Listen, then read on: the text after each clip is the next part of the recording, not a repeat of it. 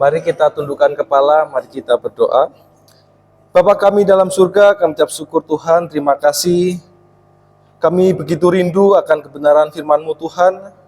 Tolong Tuhan, berkati firman Tuhan yang akan disampaikan oleh hamba-Mu.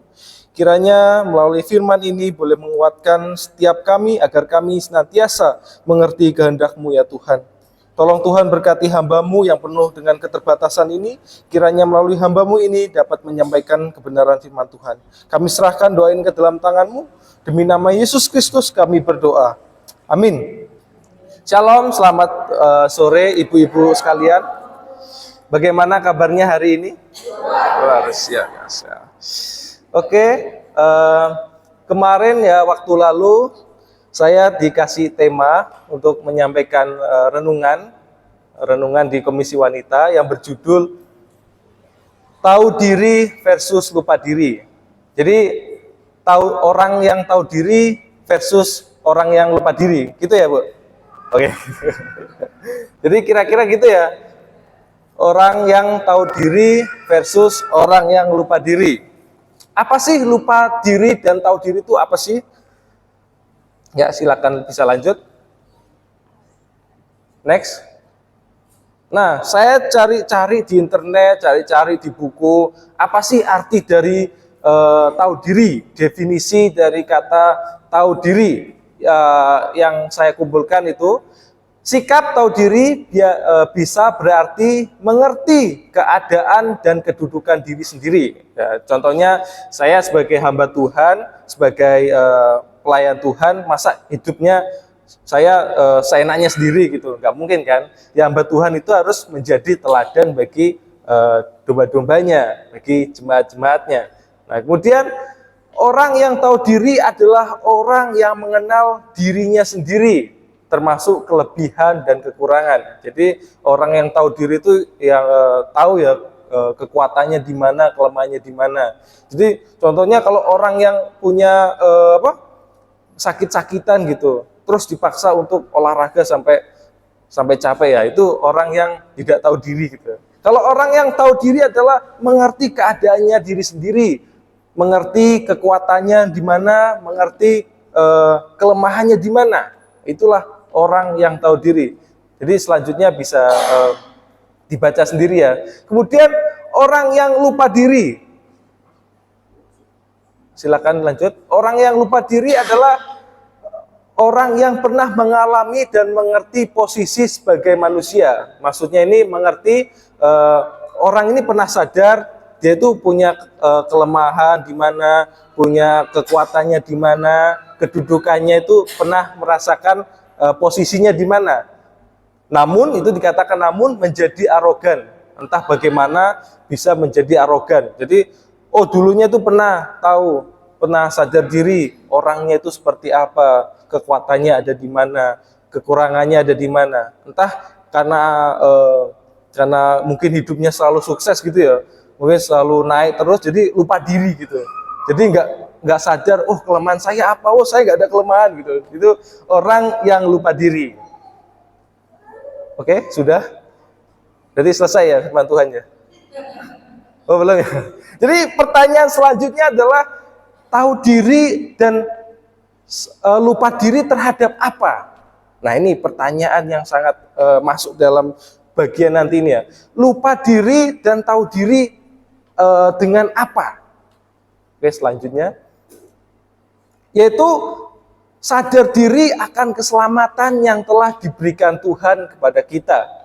Ya, supaya kita tidak lupa diri, jangan sampai kita lupa diri kalau kita pernah diselamatkan. Jadi banyak ya kalau kita lihat zaman sekarang ya, orang-orang Kristen itu udah mengaku orangnya sudah diselamatkan, tapi kehidupannya itu tidak beres gitu. Itu orang yang tidak tahu diri atau lupa diri gitu kira-kira.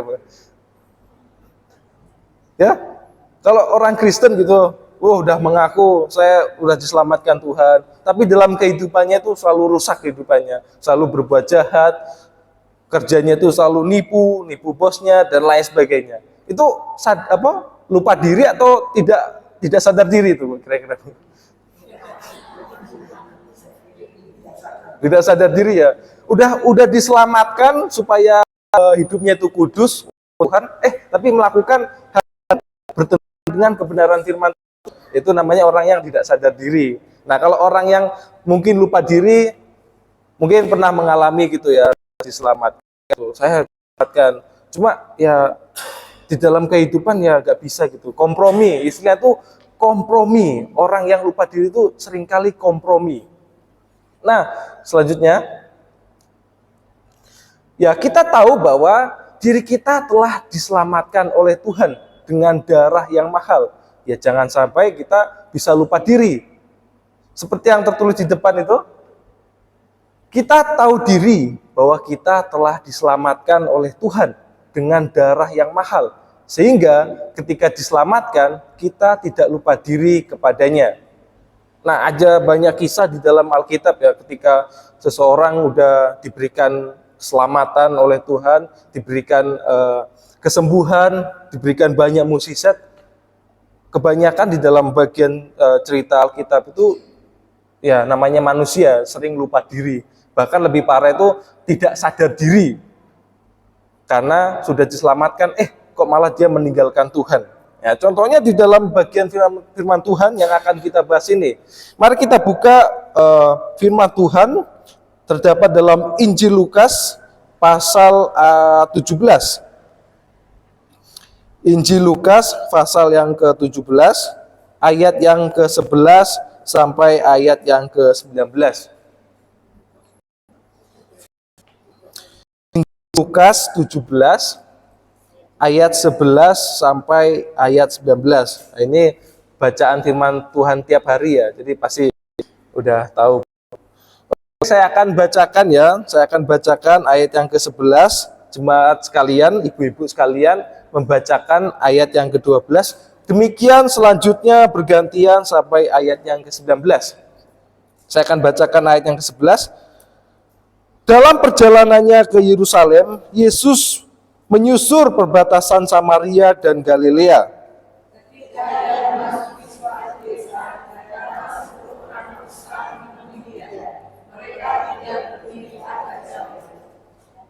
Dan berteriak, Yesus, Guru, kasih.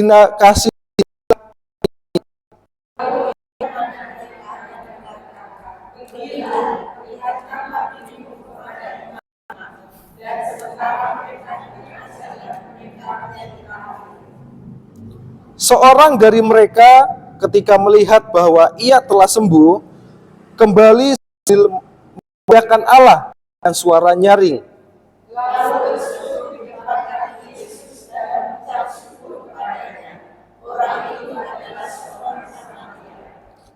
Lalu Yesus berkata, bukankah ke-10 orang yang tadi semuanya telah menjadi tahir? Di manakah yang 9 orang itu?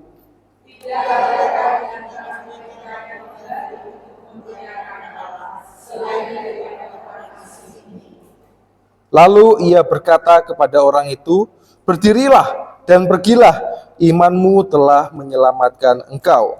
Amin untuk pembacaan firman Tuhan. Ya, tadi sudah dikasih tahu ya, judulnya itu lupa diri, sadar diri, terus diri. Nah, bagian ini saya beri subjudul lagi, menjadi orang yang tahu diri agar tidak lupa diri. Tidak lupa diri terhadap apa? Lupa diri atas kebaikan Tuhan di dalam kehidupan kita.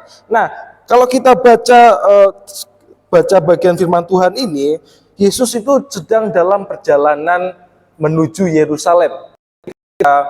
Kalau kita baca di dalam Lukas sebelumnya, itu menceritakan Tuhan Yesus itu pelayanan di daerah Galilea. Di daerah Danau Galilea, di situ Yesus melakukan pelayanan di sana.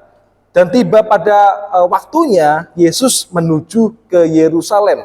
Dan ketika perjalanan ke Yerusalem itu, Yesus bertemu dengan orang yang sakit kusta. Itu ada 10.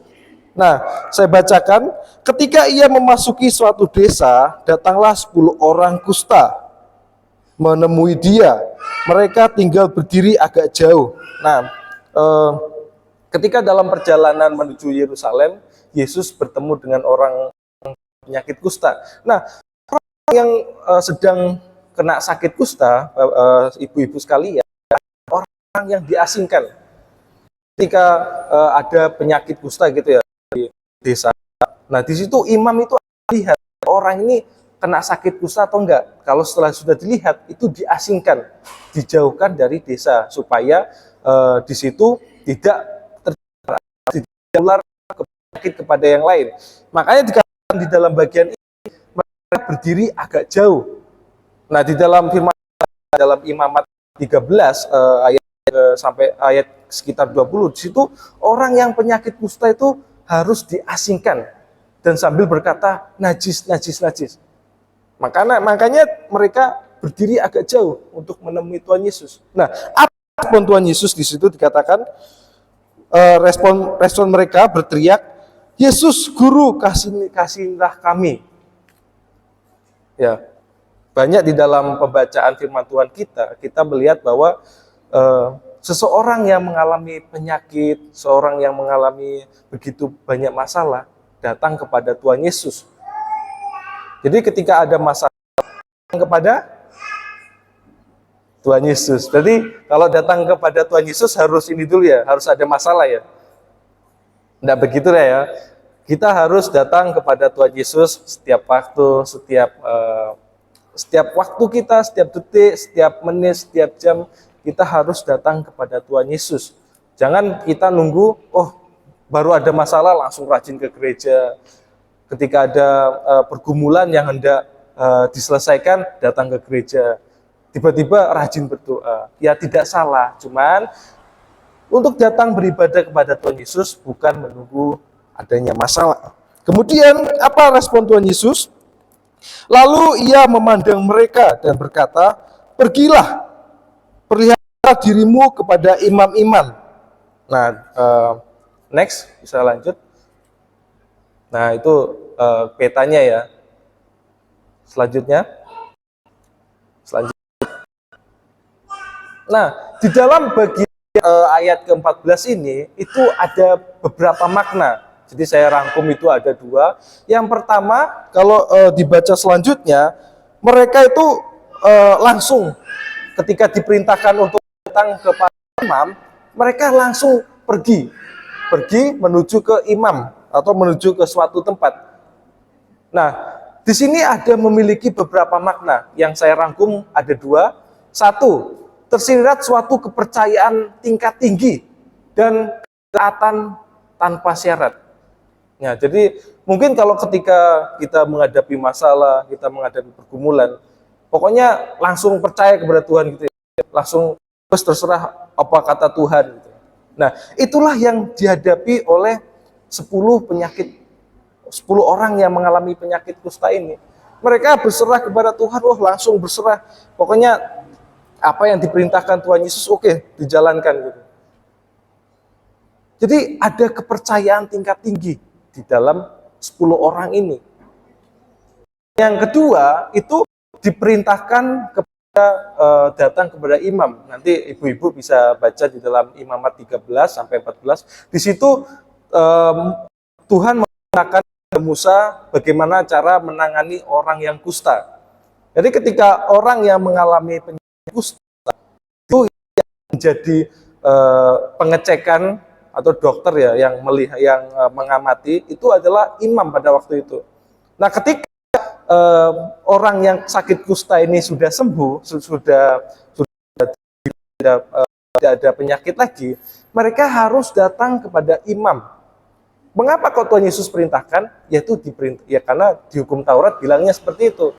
Jadi contohnya saja itu ketika orang kena COVID ya gitu, beberapa tahun lalu COVID ini ya, setelah selesai sembuh, tidak merasakan demam lagi dan tidak merasakan sakit lagi, seseorang itu harus dapat surat dari dokter, harus dikasih surat dari dokter bahwa orang ini telah sembuh dari COVID. Nah, kurang lebih seperti imam itu, orang-orang yang mengalami sakit kusta harus datang ke imam, supaya imam itu ngecek apakah kusta ini sudah sembuh apa belum. Nah, itu akan dijelaskan di dalam Imamat 13. Nah, tata caranya itu ada di pasal 14 bahwa ketika sudah sembuh harus datang kepada imam menyembahkan beberapa korban bakaran untuk diserahkan kepada Tuhan.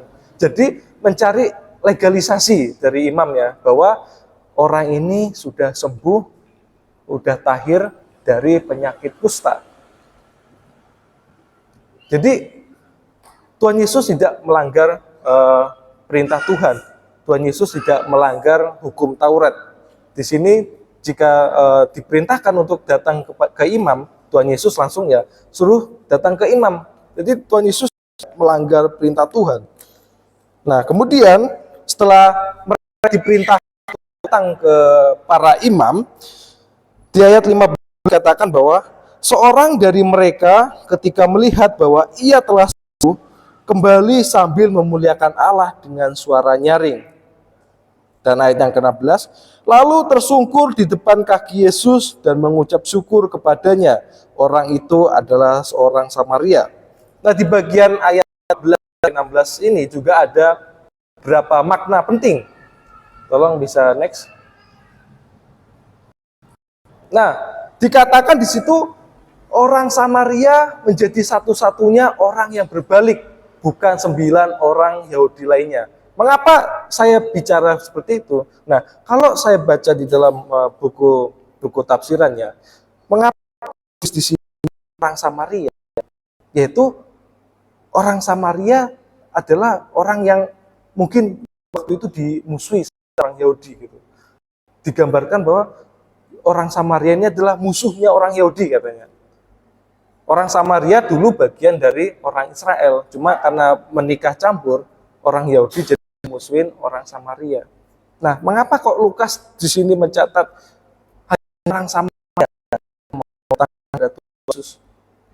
Nah, kalau di dalam pembacaan Injil Lukas ini gambaran itu nggak hanya berdiri di Yerusalem, nanti akan meluas. Makanya kisah para rasul itu yang mencatat itu gambaran yang nantinya bahwa Tuhan yang nantinya akan menyelamatkan semua bangsa. Jadi Tuhan tidak hanya menyelamatkan orang Israel dari keberdosaan, tapi seluruh bangsa. Nah, itulah yang hendak digambarkan oleh Injil Lukas, bahwa keselamatan, kesembuhan itu tidak hanya kepada orang Israel saja, tetapi seluruh bangsa, kepada orang Samaria, orang Romawi, dan orang-orang di seluruh dunia ini. Makanya Injil Lukas mencatat bahwa kejadiannya hanya orang Samaria yang datang kepada Tuhan Yesus. Kemudian yang kedua,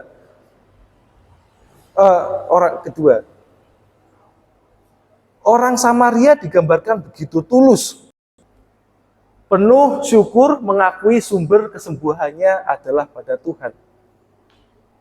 Nah, baca-baca di dalam tafsiran itu, orang 9 itu adalah orang Yahudi. Kalau orang 10 itu orang Samaria, ya ngapain Lukas ini mencatat orang itu adalah seorang Samaria? Satu-satunya yang datang, satu-satunya yang sadar diri, tahu diri akan keselamatannya itu datang dari Tuhan Yesus. Orang Samaria ini kembali mengucap syukur, memuliakan Allah. Di situ dikatakan tersungkur di depan kaki Yesus untuk mengucapkan terima kasih. Nah, inilah yang sering kita tidak sadari, bahwa di dalam kehidupan kekristenan ini kita memuliakan Tuhan, kita memuji Tuhan. Ketika menghadapi masalah, contohnya saya pernah mengalami sakit gitu, saya pada waktu itu kena COVID gitu ya. Nah, di situ saya langsung, wah Tuhan, saya tolong sembuhkan, sembuhkan dari kena COVID ini. Nah, di situ setelah saya sembuh langsung memuliakan Tuhan. Nah, namun uniknya di sini yang memuliakan Tuhan bukan orang Israel, bukan orang Yahudi. Justru orang Samaria bisa dikatakan itu kafir. Orang kafir bagi orang Yahudi. Itu sering terjadi di dalam kehidupan kita. Justru orang yang mudah bersyukur itulah adalah orang-orang yang tidak mengenal Tuhan.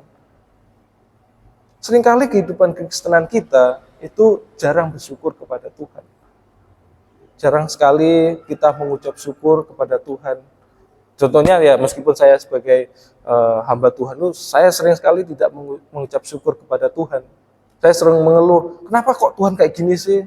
Kenapa kok Tuhan kok ngasih dia sesuatu sih? Kok saya nggak dikasih gitu? Seringkali kehidupan kekristenan itu tidak mengucap syukur kepada Tuhan. Justru orang-orang yang tidak mengenal Tuhan, orang-orang yang bisa dikatakan kafir, itu justru orang yang selalu mengucap syukur. Itulah yang hendak digambarkan oleh Injil Lukas, bahwa orang yang datang kepada Tuhan justru bukan dari umatnya, bukan orang dari bangsanya, justru orang yang luar dari bangsanya. Kemudian ayat 17, ini respon Yesus ketika ada satu orang berbalik kepadanya. Dia mengatakan di sini bahwa, bukankah ke-10 orang tadi semuanya telah menjadi tahir? Di manakah yang ke-9 itu? Nah, sebetulnya Yesus tidak membutuhkan ucapan terima kasih dari 10 orang ini. Sebetulnya Yesus tidak membutuhkan sujud syukur gitu. Cuman ketika orang yang sudah disembuhkan oleh Tuhan Yesus, harusnya itu sadar diri gitu. Memang tidak diperintahkan, kamu datang ke sini dulu berucap terima kasih, tidak diperintahkan. Tapi itu ada di dalam hati nurani. Ketika kita telah ditolong oleh orang lain, kan nggak ada panduannya ya, setelah ditolong orang lain harus mengucapkan terima kasih, tidak ada panduannya kan. Tapi ketika itu ada di dalam hati, ketika seseorang dibuka, harusnya itu mengucapkan terima kasih. Tuhan Yesus tidak membutuhkan ucapan terima kasih kita. Tuhan Yesus tidak membutuhkan ucapan syukur kita. Namun kitalah yang membutuhkan Dia. Kita yang membutuhkan Dia. Kita sadar bahwa kita ini telah diselamatkan. Orang sudah diselamatkan harus mengucap syukur. Boleh next? Nah ini, sejatinya Tuhan tidak membutuhkan ucapan terima kasih. Tapi kita sebagai orang yang telah diselamatkan, orang yang sudah disembuhkan dari Tuhan, harusnya mengucapkan syukur, mengucapkan terima kasih, mengucapkan puji-pujian kepada Tuhan. Saya ajak saudara mengingat di mana Tuhan pernah menolong kehidupan ibu-ibu sekalian. Mungkin ketika masih belum percaya, ketika masih di dalam persoalan, di situ Tuhan pernah menolong ibu-ibu sekalian. Apakah respon kita ketika telah menyelamatkan kita, Tuhan telah menyembuhkan kita, Tuhan telah menyelesaikan persoalan yang sedang dihadapi? Apakah respon kita, ya udah hidup seperti sebelumnya gitu contohnya, hidup yang maunya sendiri, hidup yang tidak berkenan di hadapan Tuhan? Ataukah hidup meresponi kebaikan Tuhan, yaitu mengucap syukur, hidup tidak lagi seperti yang dulu, hidup penuh dengan memuliakan Tuhan? Sejatinya Tuhan tidak membutuhkan itu, tapi kita yang membutuhkan itu sebagai orang yang pernah ditolong oleh Tuhan. Nah, kemudian di ayat yang ke-9 ke-19 ini punya makna penting ya. Next, bisa next. Lalu ia berkata kepada orang itu, berdirilah dan pergilah, imanmu telah menyelamatkan engkau.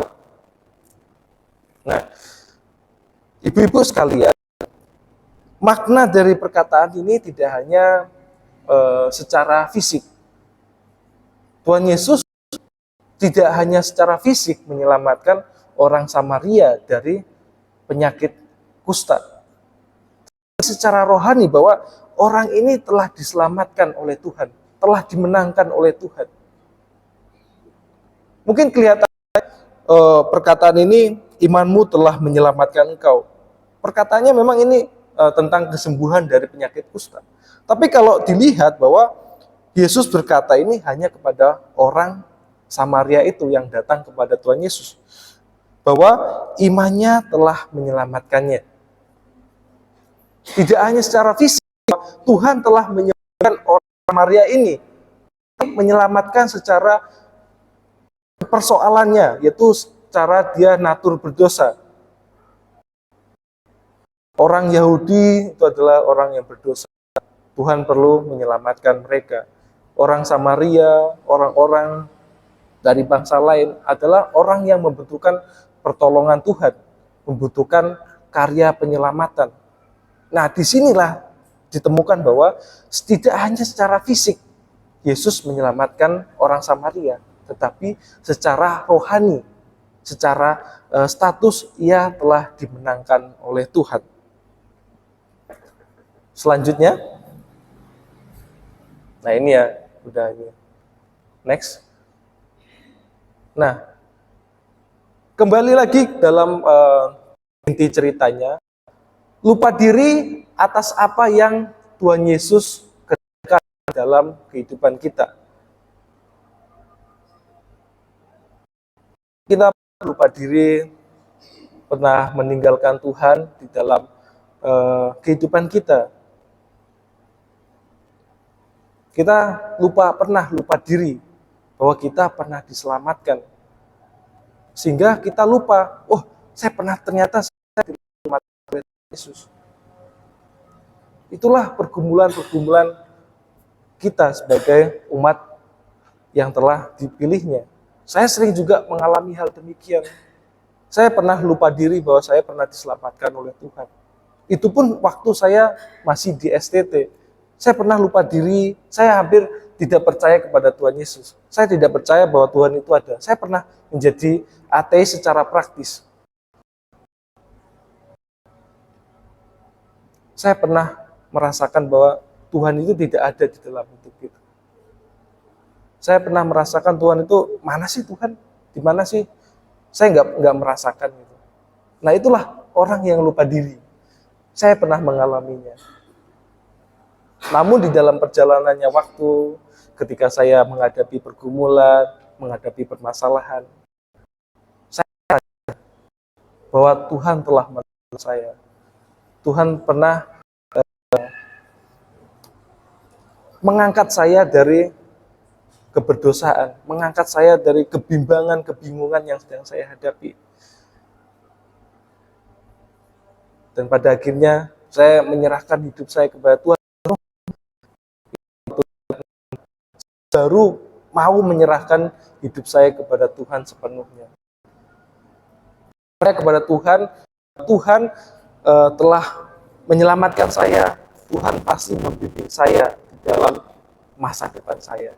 Nah, bagaimana supaya kita dapat diri dan bagaimana supaya kita tidak diri atas keselamatan yang Tuhan telah berikan kepada kita. Selanjutnya, bisa next.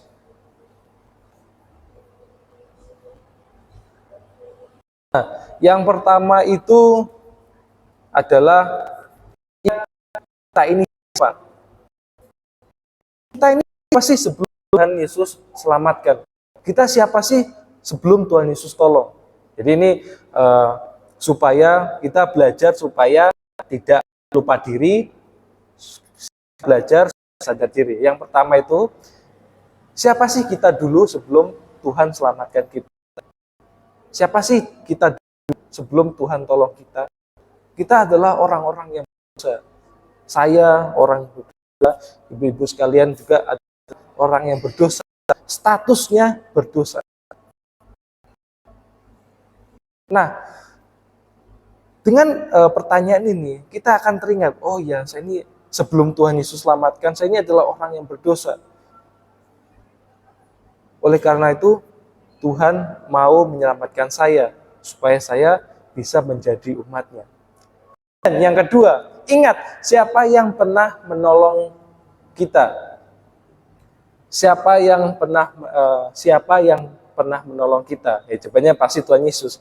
Dengan pertanyaan ini supaya kita sadar, ketika kita sudah dalam dosa, kita sedang menghadapi pergumulan, persoalan, segala jenis penyakit, perekonomian yang tidak stabil, Tuhan Yesus sudah menolong kita.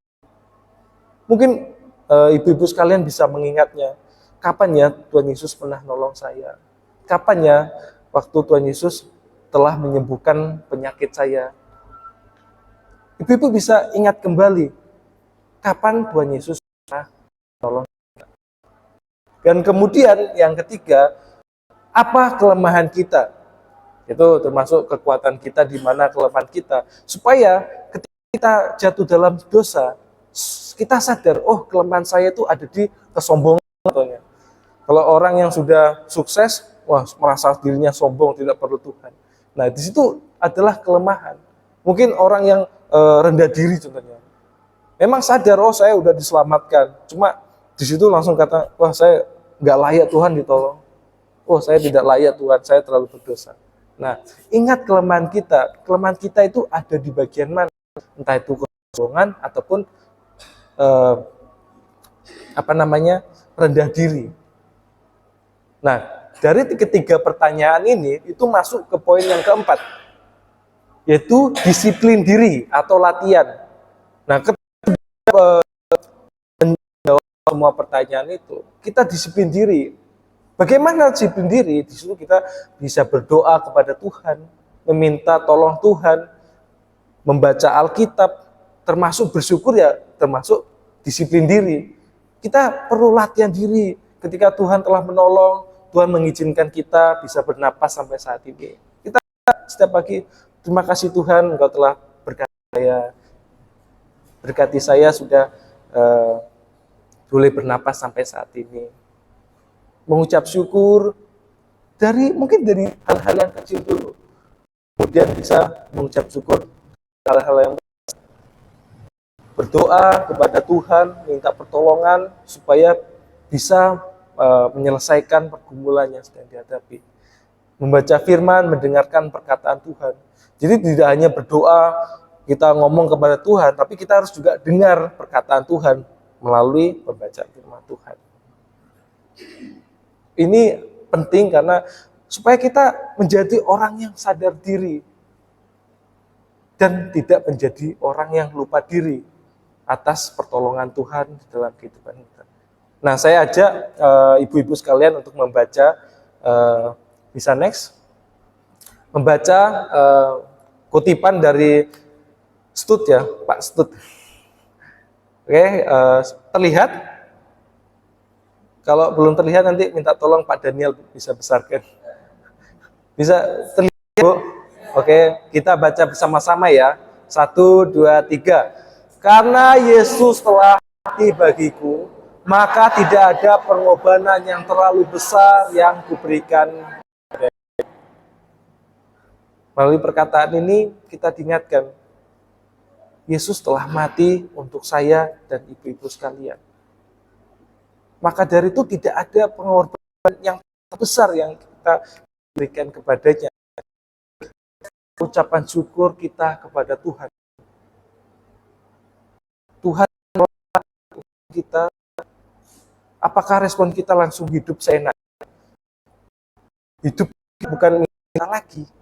Hidup kita adalah milik Tuhan. Oleh karena itu, ya marilah kita jangan sampai kita lupa diri bahwa Tuhan telah menolong hidup kita, baik dalam kehidupan kita, di dalam kerjaan kita, di dalam keluarga kita, di dalam apapun itu. Kita harus sadar diri bahwa kita pernah ditolong Tuhan. Ya, selanjutnya. Oke, terima kasih untuk perenungan kita. Mari kita berdoa. Bapa kami dalam surga, kami mengucap syukur Tuhan, Engkau telah memberkati setiap kami melalui firman-Mu.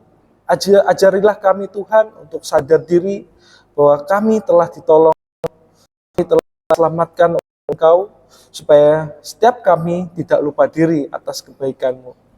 Ajarilah kami di dalam kehidupan kami, mungkin bagian terkecil dalam kehidupan kami. Ajari kami senantiasa bersyukur kepadamu, menyerahkan setiap kehidupan setiap kami ke dalam tangan-Mu. Pimpinlah kehidupan kami Tuhan agar seturut dengan kehendak-Mu. Terima kasih Tuhan Yesus, kami ucap syukur dan berdoa. Amin.